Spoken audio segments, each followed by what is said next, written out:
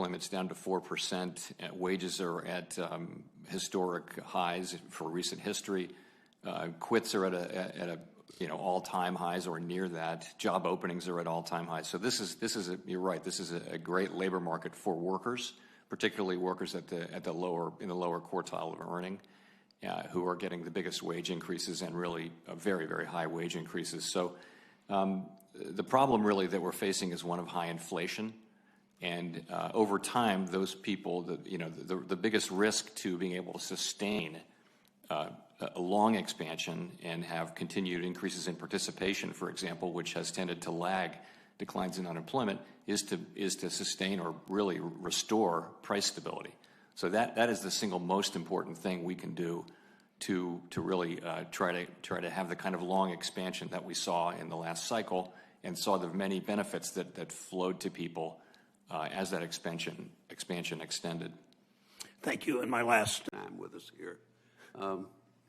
You're the chairman of the Federal Reserve. We have this hearing now before the United States Senate Banking Committee, but millions of people around the world are watching this hearing and watching what you say and also what you do at the Fed. Let's talk some more about price stability, because I think that's so important.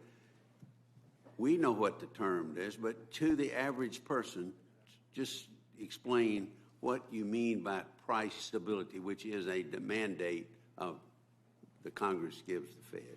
So we think of price stability as having inflation that is 2%, right around 2%, but it may be a clearer way. Stable prices, stable everything, right? Yes, but really what it means is that people can go about their daily lives without thinking much about inflation.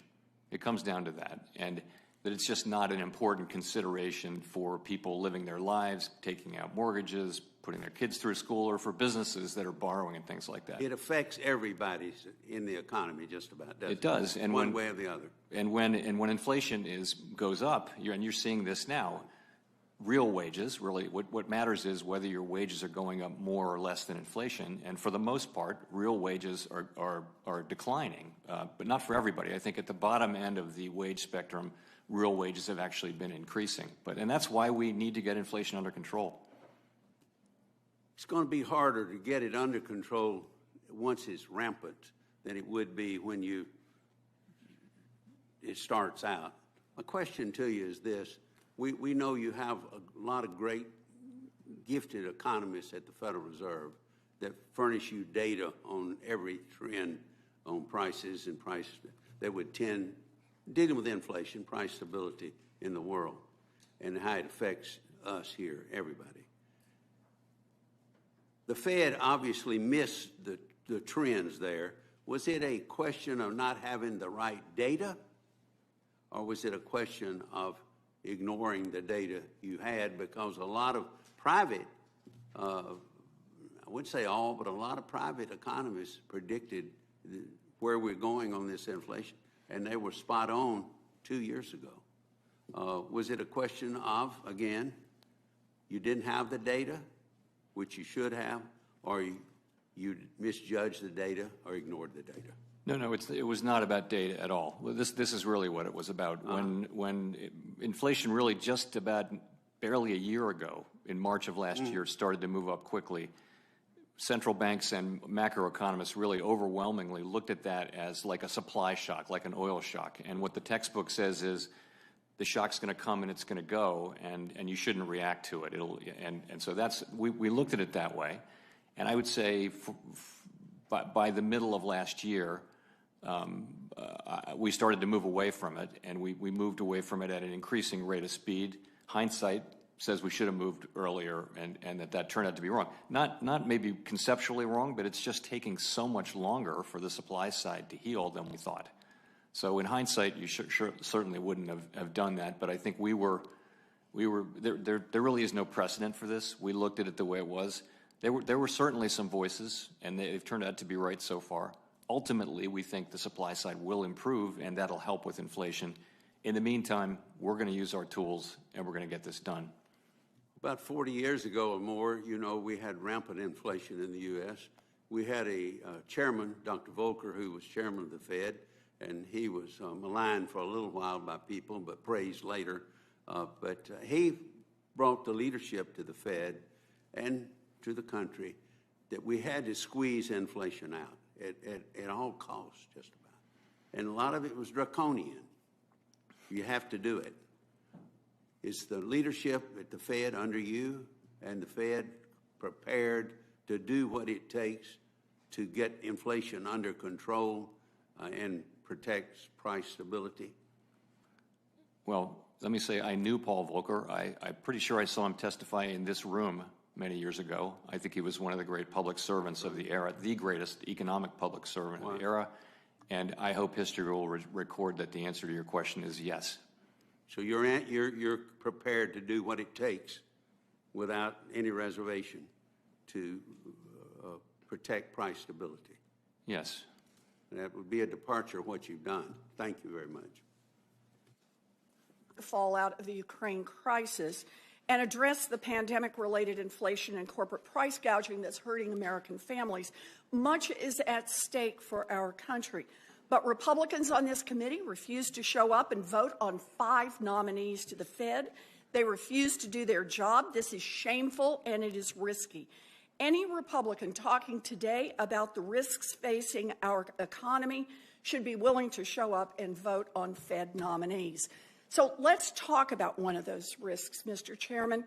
As Russia has invaded Ukraine, the centerpiece of the U.S. response is economic sanctions. The U.S. and its allies have rolled out some of the strongest economic sanctions in history, severely restricting Russia's access to the global financial system by sanctioning the biggest banks and companies, by kicking Russian banks out of SWIFT, the international payments messaging system, and by freezing the Russian central bank's foreign reserves. Now, these sanctions are powerful, but Russia can dodge some of this pain by using the same cryptocurrency tools that are currently used by drug traffickers, cyber criminals, and tax cheats. I'll pick one example here. We've all become familiar with ransomware, where a cyber criminal infects someone's computer system, locks it up, then demands payment in order to unlock the system. And how do they get paid? Through unregulated cryptocurrencies like Bitcoin. Chair Powell, do you know who cybersecurity experts say is the world leader in ransomware attacks and in getting paid through cryptocurrencies that allow them to obscure and hide their trails? I could guess, but you want to make a guess here? Based on what we're talking about today, it's Russia. You know, if you listen to our own national security agencies, the answer is Russia. And that's why when President Biden held an international summit last year to fight ransomware, Russia, the biggest source of the problem, was intentionally not invited. According to one estimate by the blockchain analysis company, Chainalysis, Russia-linked actors collected nearly 3/4 of all ransomware revenue in the world last year. And hundreds of millions of crypto dollars are collected in Moscow each quarter. As much as half of those come from illicit crypto wallet addresses. Russia is the world's expert on moving money outside legal channels. So, Chair Powell, obviously, you do not administer sanctions, but you are an expert on the international financial system. So I just want to take a look at this. Are other countries currently using cryptocurrencies to evade sanctions? I'm thinking here of North Korea, Iran, Venezuela. Honestly, it's not something we're responsible for. I mean, I have read it. I've read publicly that those things have happened, though, yes. Well, the Treasury Department, the Department of Justice, the United Nations, and the IMF all say that the answer is yes. Crypto takes the sting out of sanctions. And in fact, the Treasury Department warned last year that crypto could undermine our sanctions regime. Theoretically, the crypto industry is supposed to enforce sanctions as well. So let me ask, Chair Powell, is the crypto industry enforcing sanctions right now? So what I've read, again, this is really for the Treasury Department, but I've read the same things you have and that you had in your letter, which is some reluctance expressed on the part of the crypto industry to do that. All right. They are supposed to, but the problem is they haven't been doing a very good job. Just read the Treasury Department's sanctions review or the UN reports on sanctions compliance. We know that many crypto exchanges and wallets are not collecting information about the identities of their customers, are not screening their platforms for illicit activity, and are not reporting sanctions violations. Heck, this is how North Korea has been able to move money around and finance its illegal missile programs. Here's the thing. The whole point of crypto is that it allows someone to conduct financial transactions without having to go through the traditional banking system or traditional financial intermediaries. Right now, millions of transactions are taking place that are completely unregulated with no one verifying who gets what. And that means that while sanctions can make it very difficult for Russian companies, political leaders and billionaires to move money around in the traditional financial system, there is another shadow, unregulated world that they can turn to. Crypto poses a variety of threats to financial stability, to investor protection, to our environment. But crypto is also providing a new way for countries to sanction-proof themselves. Cracking down on crypto is a critical piece of holding Russia accountable for its aggression. We can't fool around any longer. We need to get new crypto rules in place. Thank you, Mr. Chairman. Thank you. Back and forth about real wage growth, and I think if you look at people at the lower end of the economic spectrum, you've seen real wage growth, as you indicated. But if you look even overall at all households in terms of their personal income last year, after-tax personal income compared to this year, overall that's improved, right? Yes, in nominal terms.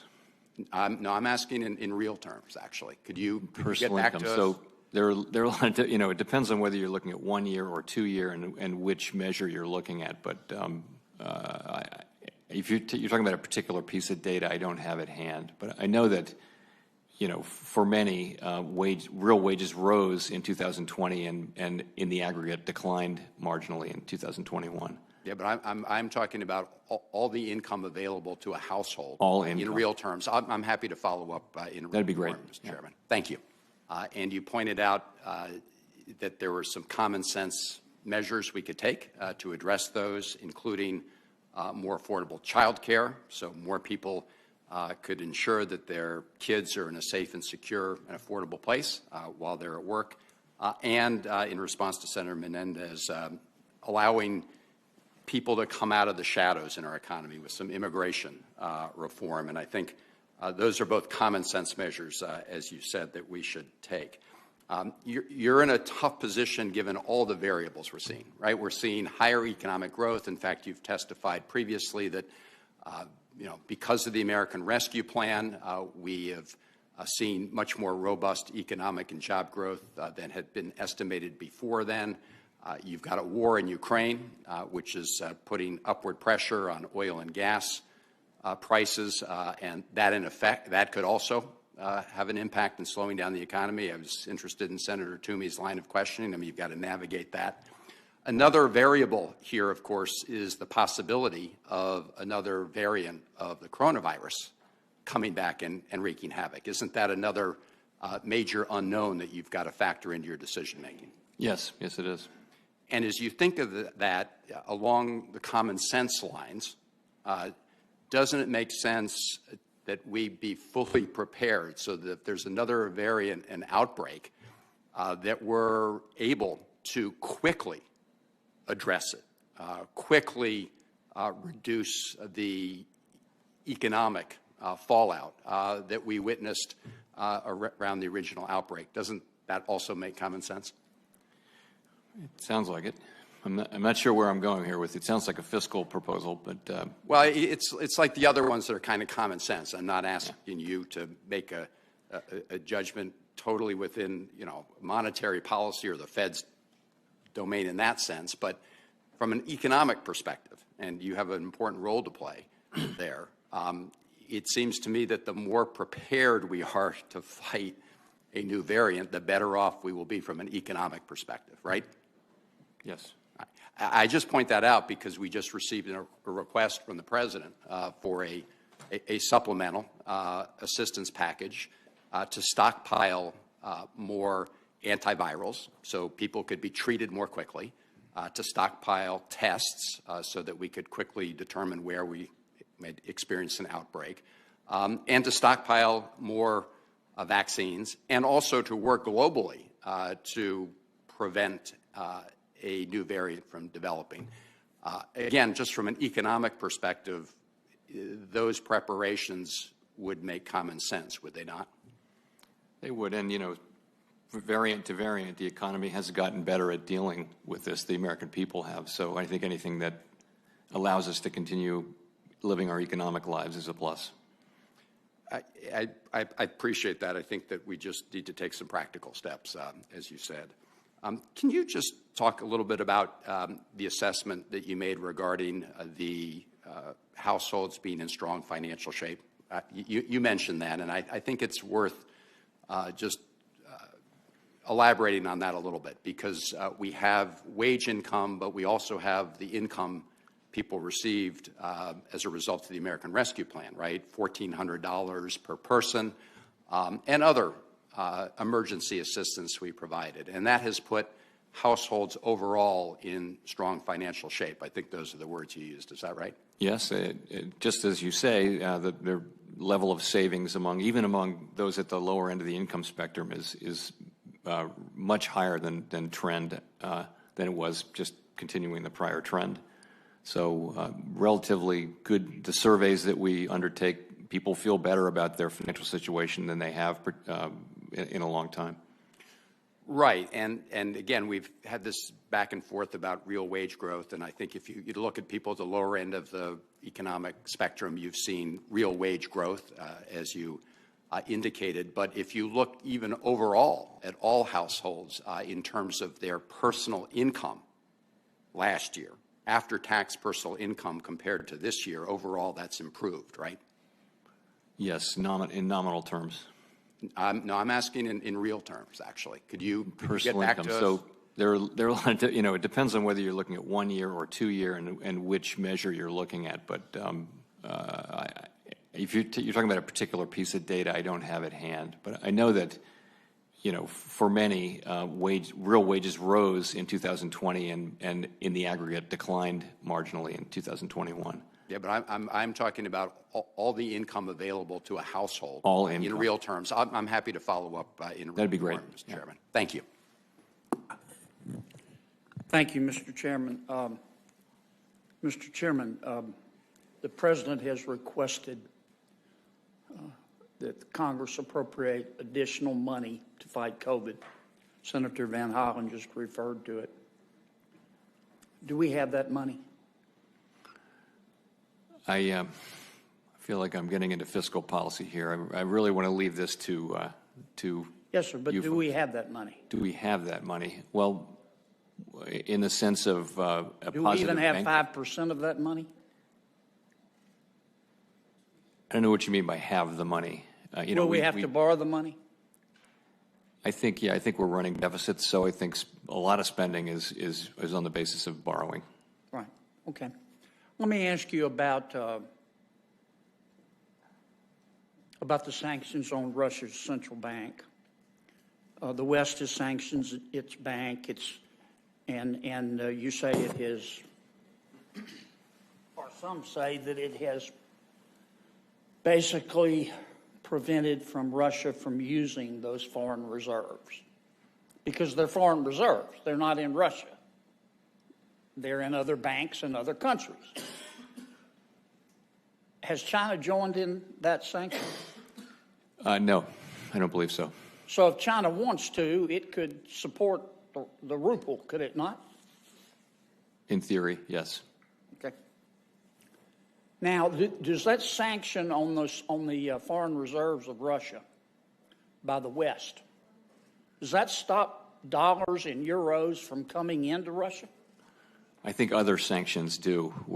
They're not getting any hard currency, and I think a lot of payment in dollars into Russia is coming to a grinding halt. By the way, I should say we're really not responsible for sanctions, as you obviously know.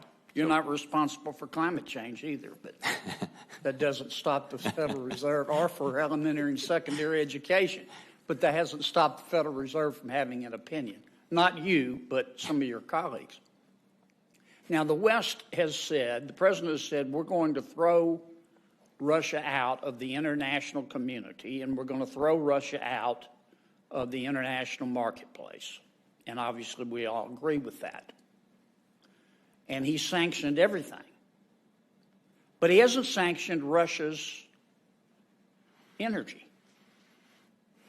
Europe is going to continue to buy Russian oil and gas, despite the fact that Europe has 1,000 trillion cubic feet of natural gas that it refuses to produce. And America, right now, we're continuing to buy Russian oil.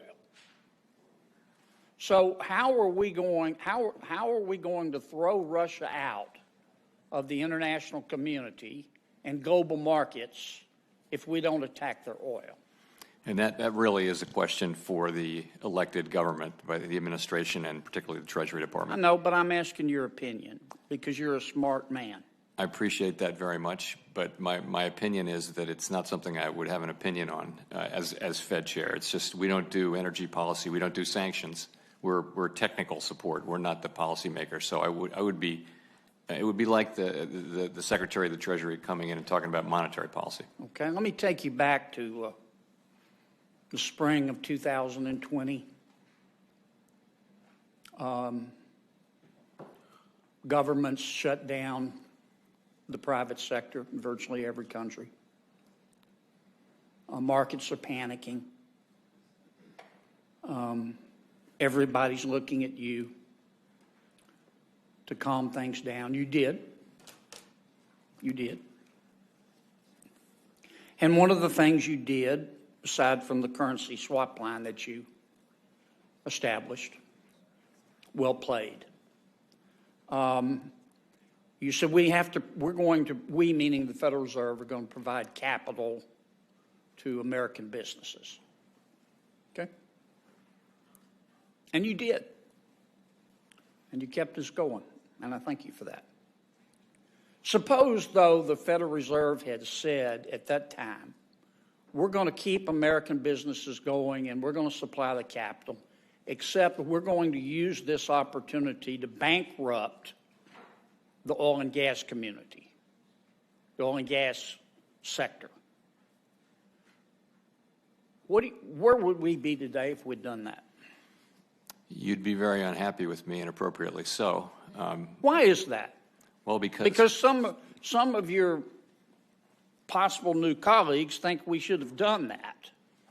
Ms. Raskin has talked about that, said we should have taken the opportunity to at that point to bankrupt oil and gas. So I don't want to get into the I just thought I'd slip that in.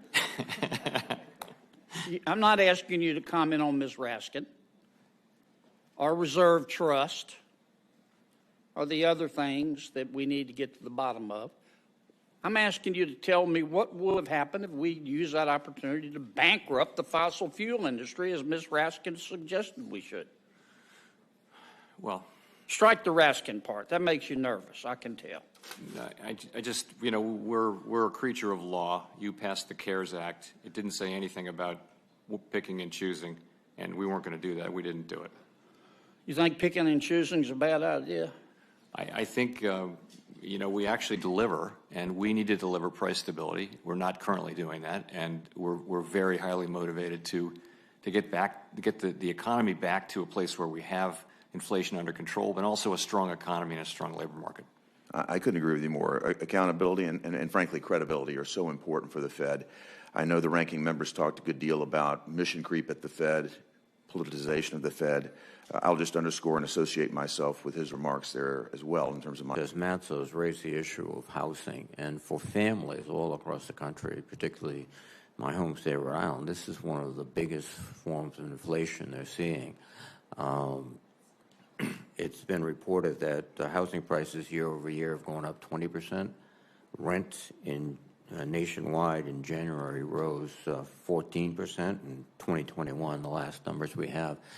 But I had school principals in yesterday, and they were commenting about some of their families have to leave a working class community in Rhode Island because they can't afford the housing, and this is in luxury housing, to go into poor neighborhoods just to have some shelter.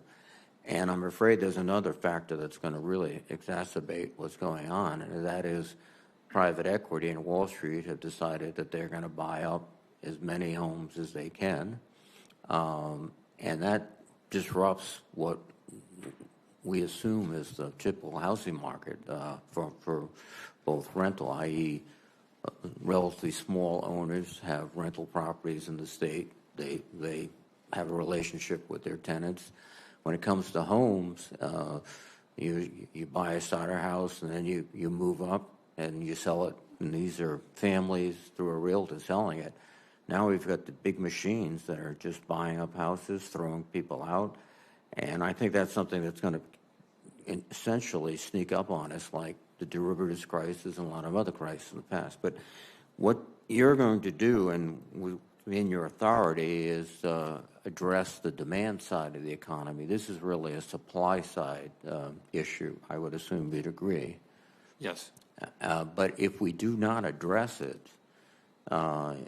we will see continued inflation in housing and continued problems, and that's contributing significantly to the overall inflation rate. Is that accurate? Well, I think in housing, you've got it's land, labor, lots, materials, and it's very strong demand. All of those are scarce, and it's very strong demand hitting that, and so that's why you're seeing prices. Well, now, will the interest rate increases, do you think, affect demand for housing? I expect they will. Yes. It's a very interest-sensitive sector. Yeah, and so that will home ownership. In terms of rental housing, that typically, because of the supply shortage, will be passed on to the renter, I would assume. Yes. Yeah. So, we have a problem that affects families all through this country, and one of the consequences of what you're going to do is raise prices at least slightly, but we have to deal with it, and that's on the supply side. I know that's not your bailiwick, but we're talking in general terms about inflation, and if we don't get a handle on housing inflation, the American people will still be, and particularly the lower income working families, will be hammered by this. So I hope we can come together on the fiscal side and do something that's appropriate. We are witnessing an extraordinarily disturbing conflict in the Ukraine, and it's going to have repercussions in many different dimensions. I think it will also have repercussions in the financial world, and I hope the Fed is tuning in and watching closely. I think the Chinese are particularly interested in the fact that we've been able to assemble a global coalition to basically shut down the Russian economy, and they will start thinking about how they can avoid that fate if they get into a similar circumstance. They have, I think, a rudimentary SWIFT system, which they might try promoting much more, which could interfere with the system that we have invested. Then cryptocurrency, it will be exploited. I think also, too, that the whole issue of the dollar as the medium of exchange for the world, which is the key that is really making our sanctions effective, the Chinese, again, will look very closely as they have in the past. So first, I presume you're going to look at this issue very closely, and second, inform us of what developments, and then third, you might just indicate what you think might happen. Yes, yes to all of the above. It's I mean, that you're asking some longer-term questions Right. about the reserve currency and the Chinese messaging system that is like SWIFT. In the near term, those are not going to be big questions in this one particular instance. But in the longer run, I think those things are very much on the table. And so we will see at some point, and again, not in months, but probably years, movement, particularly by the Chinese, to insulate themselves from the same thing that they're observing in Russia now. And that's going on now. I mean, that's been going on for some time. So, this may change the trajectory. It's an accelerant. Yeah. Thank you, Mr. Chairman. Thank you very much. Thank you. Thank you, Senator Reid.